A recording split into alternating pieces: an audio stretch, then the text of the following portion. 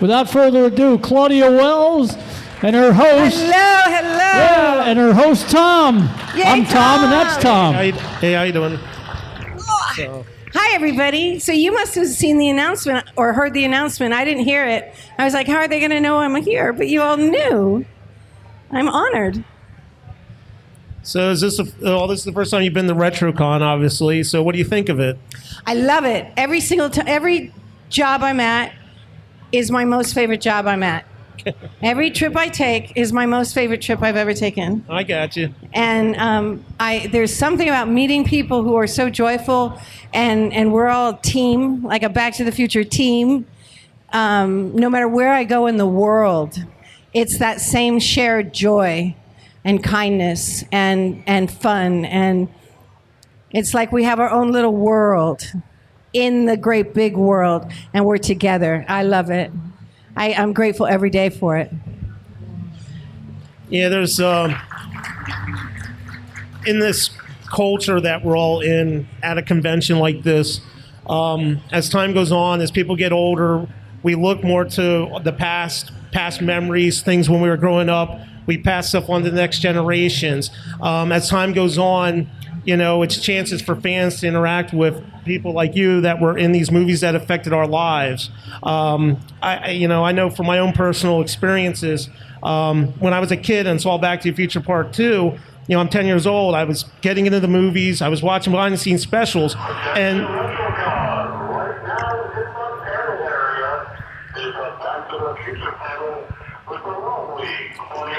No way!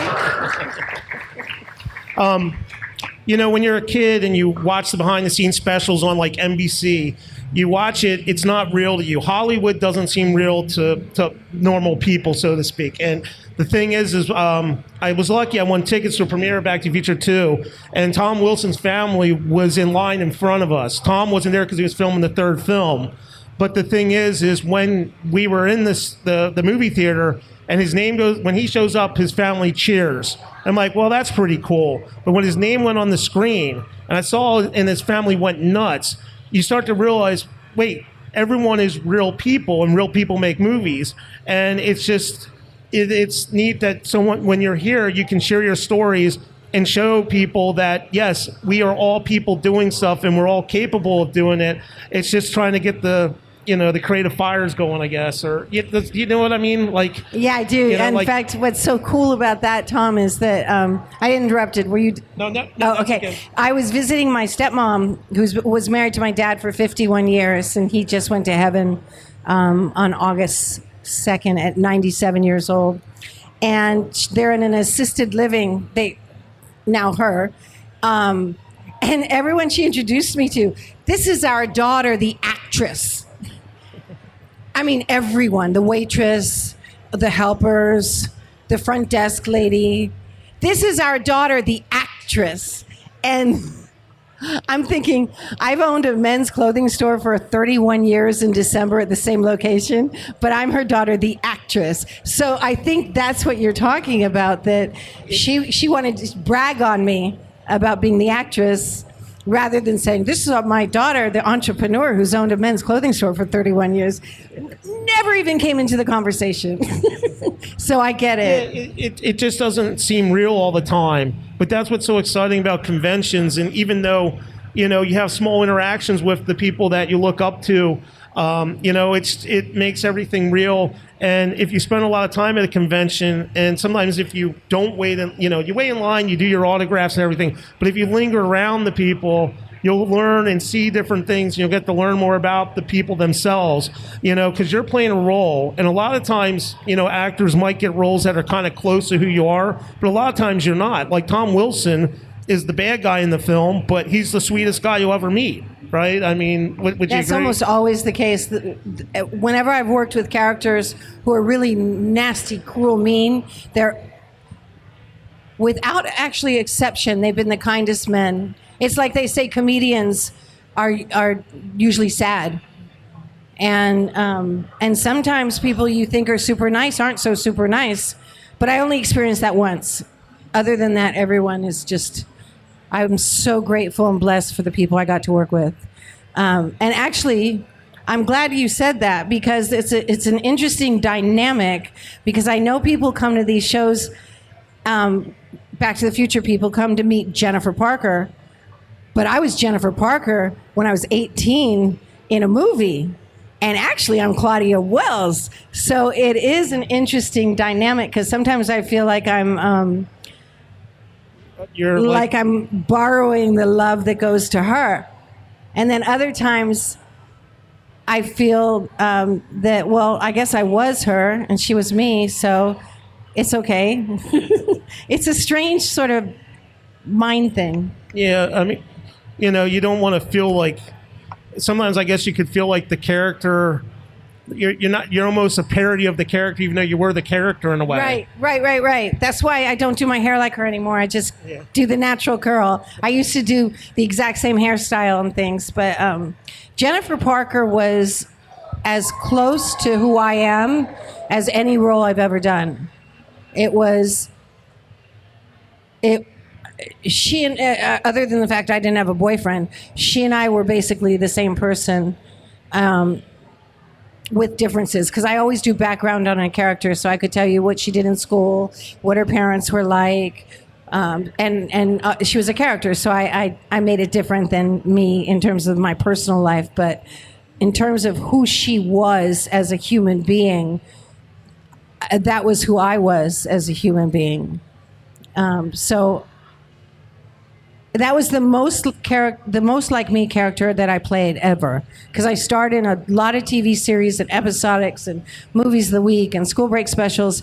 And most of my roles, I had to find a piece of myself and have that fill my whole self.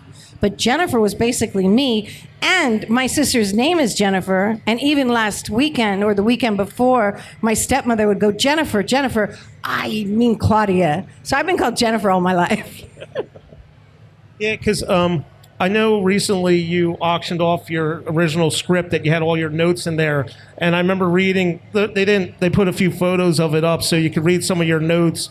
Who bought it? I don't know who bought it, but I remember the auction listing. But the thing is like reading the notes. It's like when you wrote that, was that stuff you did on your own, or were you like sitting there with like Zemeckis and Gail brainstorming? Is totally personal, and I'm so happy you brought that up because the deal I had, by the way, was because the guy wanted me to auction it off, and I said, this has my call sheets, this has my personal notes. The deal was he was going to make a copy of every single thing, and I would get a copy, and I never did. So have you found them? I don't know who bought it. But you found some of my notes? Well, they have photos from the auction listing, so at least there's photos of some of your pages. Oh, fabulous. But I just was curious if that's something, because, there's a famous story, and I know you were involved a little bit when Eric Stoltz was filming, right? Like, technically, I think you and him did, like, photos for prop photographs and still photography. Yes. A lot of people say it's the other actress that was hired for the role with Eric. But it was me! But it's you. Exactly. The internet's wrong. Big surprise. The internet is wrong. Yeah, I got the part. And then you had to go... Thank you very much, Tom, for bringing that up. Yeah. But you were on the film, and then you got taken to another job or something? Okay, so what happened was I starred in a TV series called Off the Rack with Ed Asner and Eileen Brennan. And I did the pilot, and then I got the part of Jennifer. And then the pilot got picked up to be a TV series, like a spring season, mid-season replacement, which means 6 episodes. And it was supposed to be at the same time as Jennifer was supposed to be shooting in Back to the Future with Eric Stoltz. And then for some reason, ABC would not allow me to either leave the show or share me with Spielberg. And even Ed Asner on set was like, let the kid go do a Spielberg movie. She's just sitting here. Let her do, because we only filmed, we did, it was a 3-camera show. We worked on Friday nights, and the rest of the time we're kind of playing and eating bagels and, being goofy. So I released myself because I had to. I did my episodes of Off the Rack, and they recast my role, and then Eric was let go. Michael, their first choice, was hired. Melora, who got my part, is 5'7". Claudia Wells is 5'3.5". Michael J. Fox is 5'4". I got my part back. That was kind of a long explanation of a simple story. Yeah, I was hoping to work that in, but the thing with like Eric Stoltz is they were talking about how they had a table read, and at the end, Eric said how he was kind of sad that Marty's family was gone. At the end of the movie, Eric was going in a dark place. But what's interesting is they said like Leah Thompson was like, "Oh no, don't go there," and Zemeckis was like, "No, that's not. Don't go there. That's not where we want to go with this." But I recall in your notes in the auction, it said you wrote at the end, like, is this a different Marty? Or you hinted that you were aware of that it's a different time frame. Like, I'm so excited you found those. I only saw a few pictures of it. Wow. But that's why I'm a historian for BackToTheFuture.com. Okay. So that's why. But You saw, I believe, I had a list of questions for Bob Gale when I got the movie. I didn't read the script until I got the movie. Then I was allowed to read the script, and I had to sign that I would not show it to anyone, including family members. And they told me that each script had a invisible number on it, and if I ever Xeroxed it, that invisible number would show up and they'd know who Xeroxed it. And I found out about 10 years ago that was not true. That was just told to me. But they were stamped though. That's yeah. They had a stamp right on there with right, but BTF Bob was and then like, your number. "You Yeah. believed that?" But in answer to your question, I had a list of questions for Bob Gale, the writer-producer, and he finally just said, "Claudia, you think too much. Just go be Jennifer." And I was like, okay. Because I kept thinking, okay, what if Jennifer's the same and Marty is the same, but his parents are different, wouldn't he also be different? And wouldn't Exactly. But think of this. Someone told me this. He said, "I know why Elizabeth Shue played Jennifer in 2 and 3. And I was like, "Really? Why?" And he said, "Because when Marty went back to the past, something happened with Jennifer's mom and dad that they ended up marrying a different wife or a different husband, which meant they had a different daughter who was still Jennifer Parker. And that's why." I don't go that far, but I all told right. Bob, and he's like, "Well, If it makes them happy, right? yeah." I mean, obviously, I know you had the stuff you had to deal with your family, and that is always most important. One thing I've always just been curious, in 1986, the film was released on home video, and they added the tagline, "To be continued." That came out around May of 86. I don't know if you knew, but in April of 86, Zemeckis and Gale commissioned ILM to start pre-production on Back to the Future Part 2. Bob Gale wrote like some story ideas, and John Bell, who was an up-and-coming artist who worked on Jurassic Park among numerous other films and did most of Back to the Future Part 2's future stuff, including the hoverboards, he actually did drawings and sketches of concepts. Were you ever aware in 86 that there was discussions of a sequel, or was that they were more going after like the big guys like Michael J. Fox and Christopher Lloyd? Do you know, or do you remember? These might be the best questions I've ever been asked in the history of my Q&As, by the way. And I've never even mentioned this, but I did have, they did do a paper mache or whatever that's called, mask of my head. What is it? What, a life cast? What? Like a life cast, they call it, when you make a mask? Yeah. They made a mask of my face in order to do the aging makeup. Oh, really? Yeah. I didn't know that. Okay. Yeah, no one knows that. Well, one thing, I didn't bring it, but John Bell had some concept drawings where he had the idea of an older Marty and an older Jennifer. So I've seen what those ideas were. I haven't seen those. And his concept was Marty's truck would be retrofitted in the future to be a hover truck. So he took the Toyota at the end and put these coils on it and made it look like a flying truck. So Awesome! but I have the original artwork in my collection. That one I was able to get. That is so cool. Yeah. Pro, right here, everybody. Seriously, pro. This man knows more than I do about Back to the Future. Probably. No, Well, no, the thing is, here's the thing. I say that, and people get like that a certain way. The thing is people forget you're doing a job, and you're working on that. We're studying all this stuff after the fact. That's why there's some people that get very possessive about things. There's someone that was in special effects for the first movie who gets very defensive if people think he doesn't know everything. But his job wasn't to know everything. I manage an auto repair shop. I have a rough idea of what my mechanic is doing, but I don't know exactly which bolt he pulled off this shelf. People forget that the people that worked on the movies, it's a job, and there's so much they have to do to get done. They don't remember or have to remember everything. What matters for them is the final product that's put on the silver screen. We keep digging into it because we have such a vested interest in it that we try to find out more and more. So like knowing that they actually did a little bit of pre-production makeup test on you, that to me is like exciting new news, you know? It's the first time I've ever said it, ever. You heard it here, ladies and gentlemen. So where's your mechanic shop? An honest mechanic shop. If it's managed by you, it's got to be an honest one. Well, I tried to. No, it's an independent Porsche shop south of here. Room all, yeah. We may have to talk.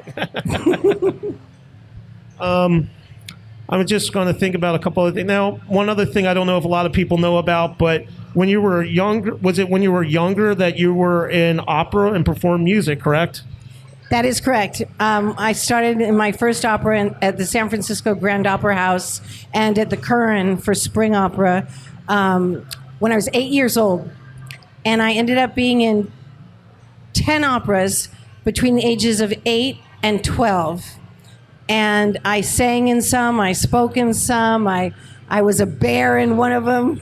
I worked with Placido Domingo and Luciano Pavarotti and Madame Caballé and, I mean, some of the greats in the world. And I'm still in touch with Placido and his kids. That was like my life. I loved it. My sister also. My sisters are the singers in the family. I'm the actress. So I figured I have to sing in order to have the opportunity to act. And that was fine by me. So okay. So you were using it as a stepping stone. Yeah. Well, I wanted to be on stage and I wanted to perform. I didn't care in what. So, okay, I'll sing. Gotcha. And then my sister and I became founding members of the San Francisco Girls Chorus, which was it became a huge deal. It was an offshoot of the San Francisco Boys Chorus, which was a really renowned group of singers. Do you ever sing anymore or not really? I sing at church. Oh, okay. I love praise music. Yep. I sing to God. That's awesome.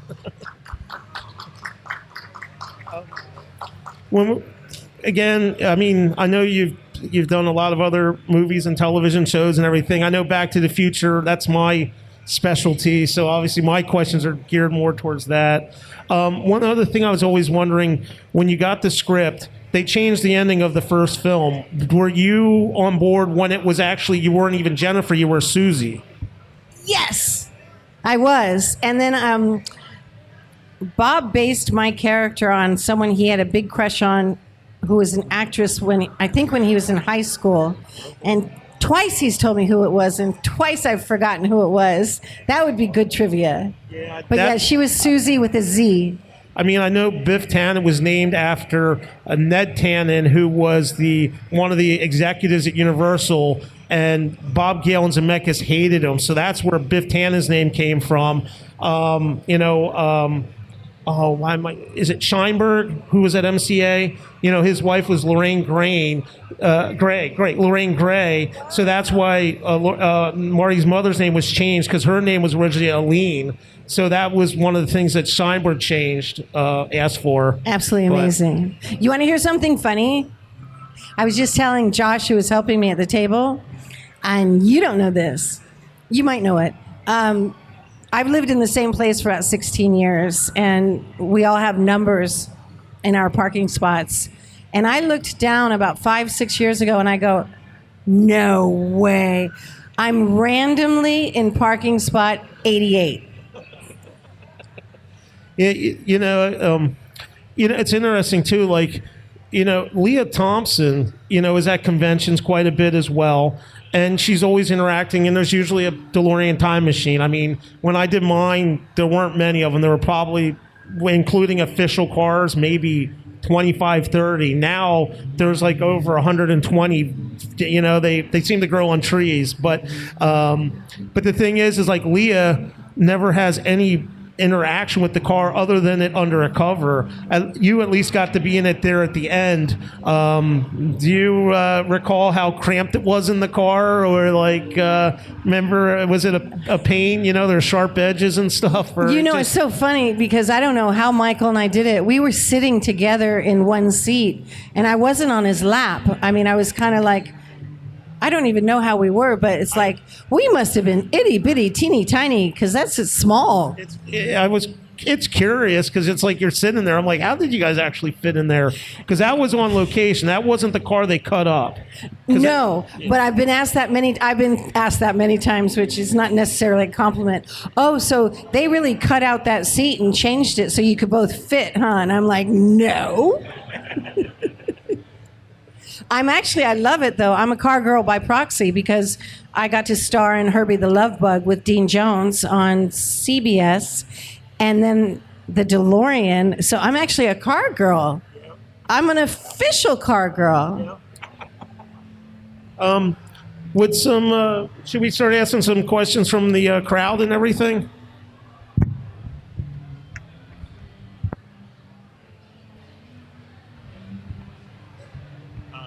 Hi, Claudia. Hello. My question is, I was curious, what was your experience working with Eric Stoltz?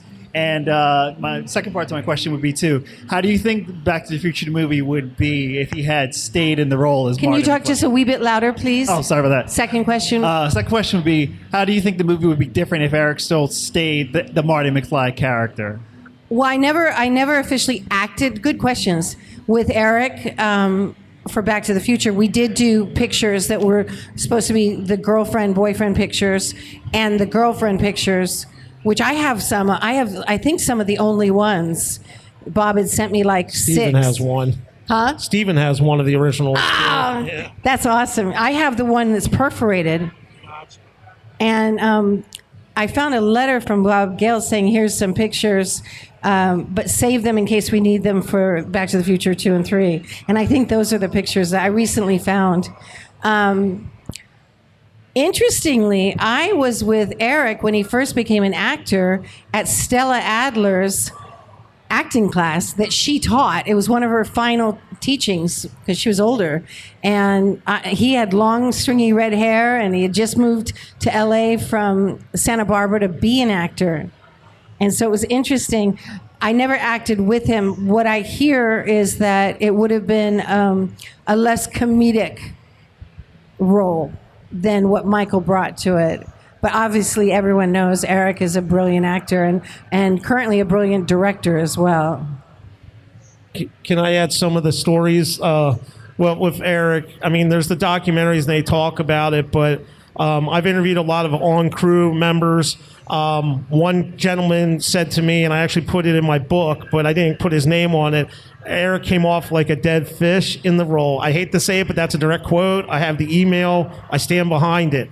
The thing is, I've also talked to people that worked in the editing. I knew the apprentice film editor, and he said that it was kind of, they were editing the film. Zemeckis kept trying to make it work. He remembers hearing Steven Spielberg coming there coaching Zemeckis during that period of time, saying, we need this, we need more energy, we need this and that. So the thing is from my understanding of it, is that Eric was going in a different place. If you took Back to the Future, I don't know if, in the first movie, it actually has a moment where it feels like a horror movie. The moment when Marty walks around and he hears the clock for the first time, and you got the soundtrack hits a certain note, it's actually really kind of creepy and dark there, just for that one moment. You know, because Marty has this realization like, whoa, you know? If you take that little energy and spread it across the film, I think that's what you would find that people would say they would notice. Again, I wasn't there, but I've talked to a lot of people that have, and that's how they described it to me. And on his behalf, he is a genius actor. Yeah, he was also going into method acting. I know we were talking about Ralph Nelson, but Ralph was saying that, you know, you couldn't talk to him unless she was Marty. and like Bob Gale says, or maybe it was Neil Canton, the other producer, is the image of, it boils down to the image. If you look at Eric Stoltz on a skateboard, it doesn't work. Michael J. Fox does. And it's kind of interesting too, you said how Jennifer was close to your role, or like you as a person, where when Michael J. Fox got and they said, oh, I get to play guitar and ride a skateboard, that was stuff he was into. So, it is good that you have something to associate with that's the same. Eric Stoltz was put in mostly at the behest of Sheinberg. They wanted Fox, they couldn't get him, but C. Thomas Howell was actually who everyone thought was going to get the role. But Eric got in the role, and then it wasn't working, and they got all the big wigs together. There's people call it online the Stoltz cut. What it is, it's 45 minutes roughly of assembled footage that they presented to the execs of Universal to say this isn't working. So there is a cut of the film, but it's not the whole film, and it's mostly assemblage of different scenes. So Wow, that's what the Stoltz cut is. I had no idea. The night he was let go, I've heard Bob say this. I don't know if you've heard it. You probably heard it. But he went into Chris's trailer and said, Chris, we just have to make a change, so we had to let go of Eric. And he goes, who's Eric? And he goes, Eric Stoltz. He goes, who's Eric Stoltz? He goes, he plays Marty. Oh, I thought his actual name was Marty, and it was just a coincidence, because since he's a method actor, he only would answer to Marty. So Chris always thought that was just so funny that his name was the same name as his character. Yeah. Anyone else? Yeah, let's get some more people involved. I'm sorry.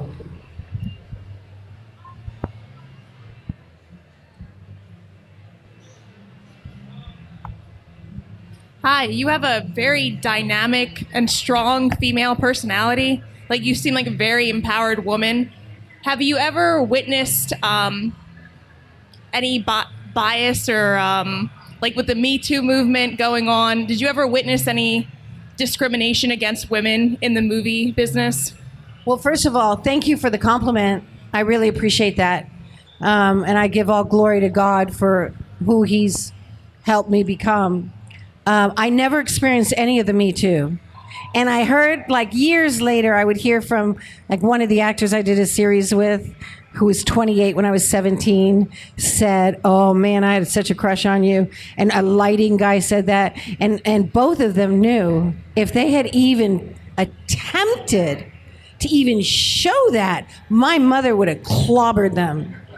So no one tried anything on me. Not when I was in the acting world. I've seen it in the man-woman world. But I'm very, very grateful and blessed that I have I'm not trying to do a plug here, but I have a men's clothing store for 31 years in December.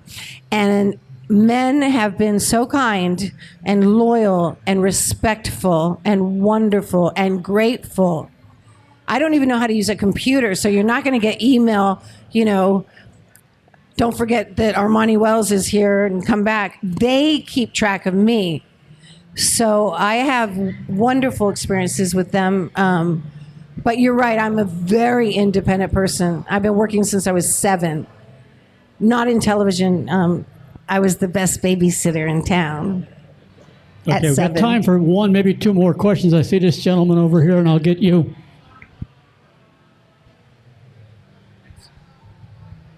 Hello. Right. You were fairly young when you did Back to the Future. And I was just curious. I've heard of a lot of actors say, oh, it was just a job at the time. We didn't really know it was going to be huge. But being that young and being on a major Hollywood production with Spielberg and Zemeckis and the big names at the time, did you spend any of your sort of free time kind of experiencing the production of the film, or did you just like do your job and go home? That's a great question. Slightly complicated because we all did the job and went home. I will say, Michael invited me to go here and play the guitar at, I guess, a restaurant bar over the weekend in between filming, and then my mom wouldn't let me go. So I basically stood him up. And on Monday, when he said, "Why didn't you show up?" I was too embarrassed to tell him my mom wouldn't let me go. So I was just like, I don't know. So I did not have any evening time when I was an actress at all, nor was I allowed to. But I have stayed great friends with people from my acting days, and currently some of my very best friends. I mean, Goldie is one of my greatest friends, and I've dressed him at my store. Mayor Goldie Wilson. And Marvin Berry, Harry, I've dressed him at my store, and he calls me Mama Claudia. So, I mean, James Tolkien is like, I'm his wingman at shows. You know, I kind of showed him the ropes. So it's just, we socialize now. I mean, not Michael, but we see each other at shows and things. That was a good question. Last question over here. Hi, how's it going? One of the things I love to do is to catch the new shows that are coming out. And next year, Back to the Future, the musical, will be coming out. Yep. Would you be able to go to opening night and check it out yourself? Or would you be interested in something like that? Very good question. Very good question. I was invited to go see the musical when I was in London doing the London Comic-Con. So actually, Goldie and me and Christopher Lloyd saw it, and it was just, Chris had already seen it, but it was just spectacular. And we all got to go on stage, and it was really amazing. However, for the opening night, Bob prefers that the cast are the characters, and it's their night of glory. So I won't be surprised if I'm not invited to the opening night, but I know that they always plan different things. I don't know whether it would be like one of the ideas for London, and then COVID hit, was going to be like a Jennifer Parker night and different characters, so everyone could do whatever they wanted to do. So I will definitely be seeing it. When I see it, I don't know, and out of respect, if I'm not included, I'm not going to go in and sneak in the back and just watch it. But I'm telling you, it's one of the greatest shows I've ever seen. I mean, really. I asked Bob Gale after I saw it, I said, how is it even possible? You created a musical that's as good as the movie. And he said, twice. Once he answered on camera. He answered it was a lot of hard work. But when I asked him face to face, he said, "I'd tell you, but then I'd have to kill you." I love him. All right. Well, I think that's. Claudia, I want to thank you very much on behalf of RetroCon. Glad you enjoyed it, Tom. Great questions. And thanks everybody for attending. Hi, this is Gary Chalk, Optimus Prime. Please stay tuned to Fandom Spotlight. You can watch it online at any time.